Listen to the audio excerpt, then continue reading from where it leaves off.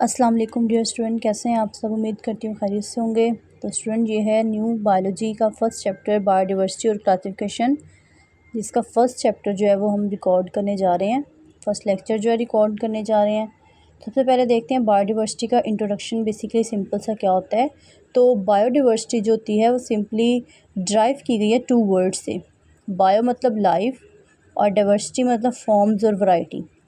अगर आप लिटरली यानी कि इसका लफ्ज़ी मतलब देखते हो तो बायोडाइवर्सिटी में बताती है वैरायटी ऑफ लाइफ के बारे में बताती है ऑन अर्थ। मतलब कि जो लाइफ है, लाइफ की कितनी वैरायटीज़ हैं, किस किस फॉर्म में लाइफ एग्जिस्ट करती है, तो ये सारा कुछ हमें बायोडाइवर्सिटी ही बेसिकली बताती है।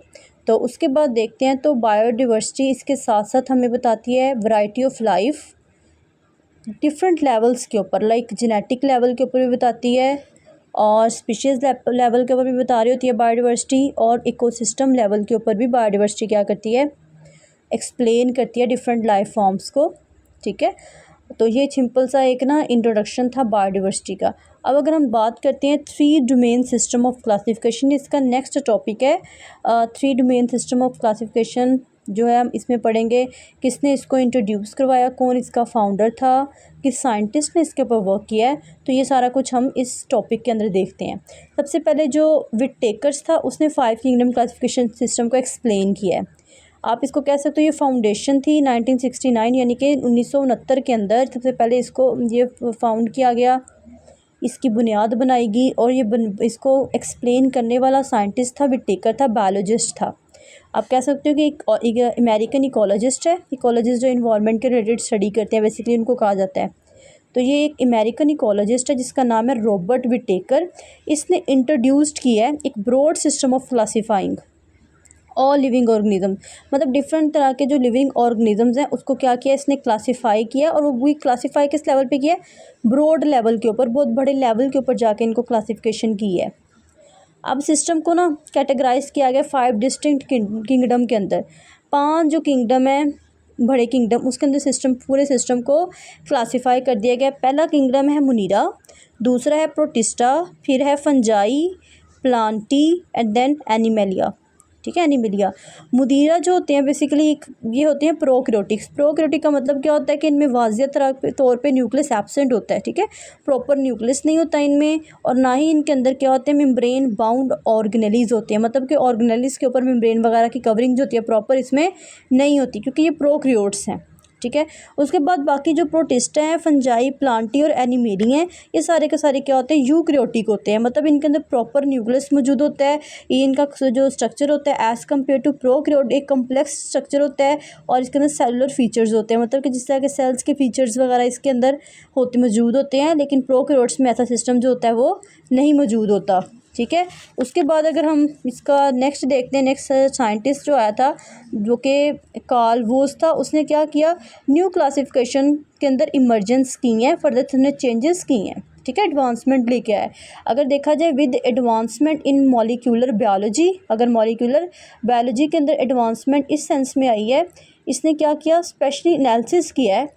ठीक है, राइबोसोमल आरएनए को और सीक्वेंसिंग को। ठीक है, राइबोसोमल आरएनए सीक्वेंसेस जो होते हैं राइबोसोम्स के अंदर आरएनए के जो सीक्वेंस प्रेजेंट होते हैं।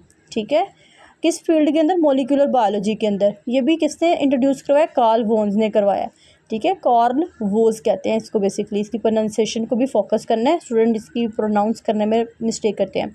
Scientist began to uncover deeper differences among the prokaryotes. उसके बाद इसने सेकंड काम किया, एक तो इसने किया मॉलिक्यूलर बायोलॉजी की ब्रांच के अंदर इसने क्या किया हुआ है जी, हमारे पास राइबोसोमल आरएनए सीक्वेंसेस जो होते हैं, राइबोसोमल आरएनए के सीक्वेंस जो होते हैं उसको एनालिसिस किया है। सेकेंड इसने क्या किया, डिफरेंसेस बताएं किसके दरमियान, प्रोकैरियोट्स के दरमियान, जो प्रॉपर तरीके से जो डिफरेंसेस है वो भी इसने कार्ल वोज ने ही एक्सप्लेन किए हैं। उसके बाद कार्ल वोज ने क्या किया, रेवोल्यूशनाइज्ड, बड़ा इंकलाब पैदा किया। किस फील्ड के अंदर, बायोलॉजिकल क्लासिफिकेशन के अंदर उसने बड़ा ज़्यादा अपना रोल प्ले किया है। इसने डिमॉन्स्ट्रेट किया है prokaryotes were not single uniform group rather two fundamentally distinct lineage. उसने कहा कि प्रोकैरियोट्स जो होते हैं वो एक सिंगल या यूनिफॉर्म ग्रुप नहीं है, बल्कि दो बुनियादी तौर पर मुख्तलिफ डिस्टिंक्ट जो होते हैं, वाज़ेह तौर पर लीनिएज जो होते हैं वो इनकी बुनियाद होती है। ठीक है। उसके बाद वोज ने आइडेंटिफाई किया है 2 सेपरेट टाइप के प्रोकैरियोट्स को भी उसने आइडेंटिफाई किया, एक आर्की है, दूसरा बैक्टीरिया है, ठीक है। तो अब देखते हैं, इनकी discovery led him to propose new higher level classification. उसके बाद जैसे ही कार्ल वोज ने प्रोकैरियोट्स को क्लासीफाई किया, उसके बाद मज़ीद उसने क्या किया, हायर लेवल जो होता है, ठीक है, क्लासिफिकेशन का, जिसे हम क्या कहते हैं 3 डोमेन सिस्टम जो होता है, उसको भी इंट्रोड्यूस किया है, विच ऑर्गेनाइजेज ऑल लिविंग ऑर्गेनिजम्स, ठीक है, जिसके अंदर उसने तमाम के तमाम ऑर्गेनिजम्स जो थे उसको ऑर्गेनाइज कर दिया, उसको अरेंज कर दिया, ठीक है। तो पहला इसने जो 3 जो ग्रुप्स बनाए हैं, 3 डोमेन्स बनाई हैं। पहली डोमेन है डोमेन आर्की, ठीक है, दूसरी डोमेन बैक्टीरिया है, तीसरी यूकैरिया है। तो ये इसकी छोटी सी एक डायग्राम में देखते हैं कि 3 डोमेन्स हैं, डोमेन बैक्टीरिया, डोमेन यूकैरिया और डोमेन यहाँ पे लिखा नहीं हुआ आर्की, ये आर्की डोमेन है। ये 3 डोमेन्स बनाई हैं, लेकिन इन तीनों डोमेन्स जो हैं तो डिफरेंट है, लेकिन इनका जो इंसेस्टर है वो कॉमन है, ठीक है। यहाँ पे ये इसने सिर्फ बताया है कि ये 3 डिफरेंट तरह के डोमेन्स जो हैं कार्ल वोज ने उसको इंट्रोड्यूस किया है, लेकिन इनका जो इंसेस्टर है वो क्या होता है, एक कॉमन है, ठीक है। उसके बाद अगर हम देखते हैं इसका नेक्स्ट, इसकी हेडिंग आती है prokaryotic diversity and evolutionary pathways, ठीक है। इसमें उसने क्या बताया है कि जो डोमेन आर्की और डोमेन बैक्टीरिया है वो सारे के सारे प्रोकैरियोटिक है, लेकिन ये डिफरेंट किस बेस पे इनको डिफ़र किया जाता है, इनके दरमियान भी कुछ डिफरेंसेस आते हैं, इनको जेनेटिक बेस पर और स्ट्रक्चरल करैक्टरिस्टिक्स के बेस पर इसको हम डिफ़र कंसीडर करते हैं।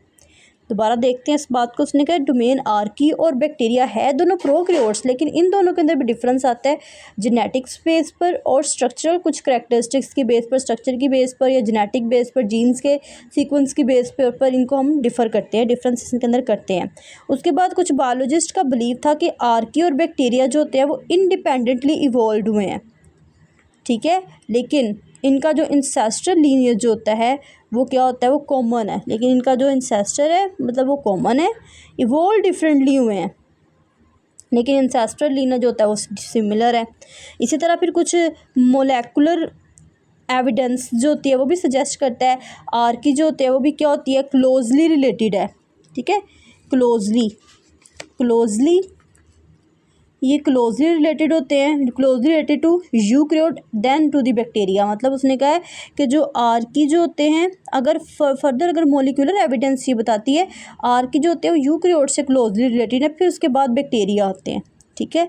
इसी तरह उसके लास्ट उसने बताया है कि यूकैरिया जो होते हैं वो likely evolved from with in Archie lineage. उसने कहा लेकिन यूकैरिया जो होते हैं ना वो डायरेक्टली या इनडायरेक्टली उन्होंने कहा किसी ना किसी तरह आर्की जो लीनियज है वहाँ से इवॉल्व हुए हैं। इसी तरह फिर आफ्टर आर्की के बाद क्या हुआ है, already diverge from the bacteria, जो कि ऑलरेडी उससे क्या हुए हैं, डिवर्ज हो गए हैं फ्रॉम द बैक्टीरिया। उसने कहा जो यूकैरियोट है आर्की से डिवर्ज हुए हैं और आर्की किससे हुए हैं, वो बैक्टीरिया से जो है वो डिवर्ज हुए हैं। तो ये हमारे पास आज का टॉपिक था जो कि फर्स्ट चैप्टर का फर्स्ट टॉपिक था। उम्मीद करती हूँ कि आपको समझ आया होगा।